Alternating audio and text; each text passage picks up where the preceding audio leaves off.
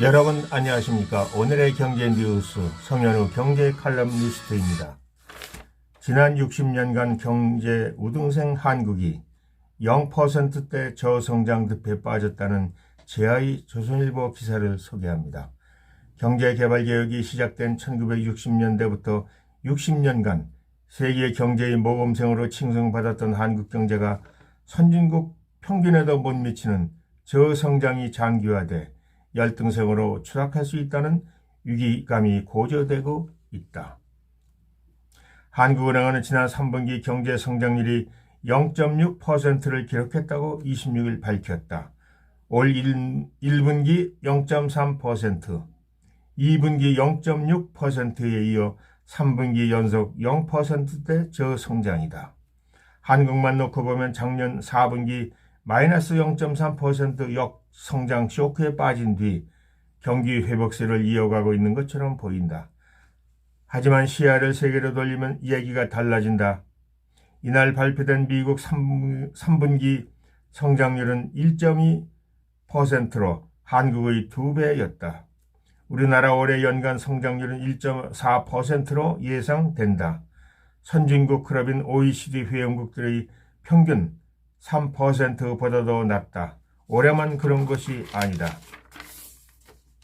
한국은 작년과 재작년에도 OECD 평균에 미달했다. 1960년부터 2020년까지 60년간 우리나라 성장률이 OECD 평균을 밑돈 해는 경제개발 초기였던 1962년과 2차 오일 쇼크를 겪었던 1980년, 외환위기를 겪었던 1998년 등 단 3차례 뿐이었다. 6.25 전쟁 이후 세계 최빈국이었던 한국 경제는 1961년부터 1990년까지 30년간 연평균 10%가량의 고도 성장을 이룩했다. 외환위기를 겪었던 1990년대에도 연평균 7%의 성장률로 OECD 평균 2.78%를 압도했다. 하지만 2001년부터 2010년과 2011년부터 2020년 성장률은 각각 4%대와 2%대로 주저앉았고 급기야 2021년부터 3년 연속으로 선진국 평균에 미달하는 저성장의 늪에 빠진 것이다.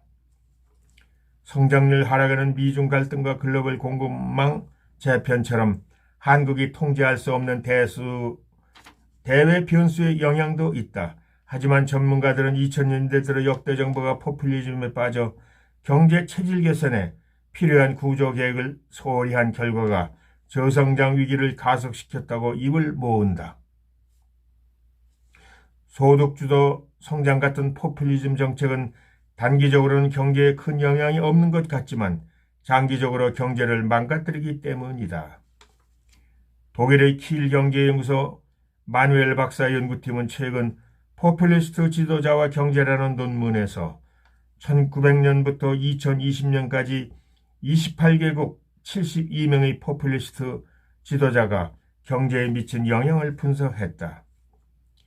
포퓰리스트 집권 2년간은 경제 성과에 차이가 없지만 15년 뒤에는 1인당 국내 총생산이 10% 덜 성장하고 국가 채무 비율도 급증한 것으로 나타났다.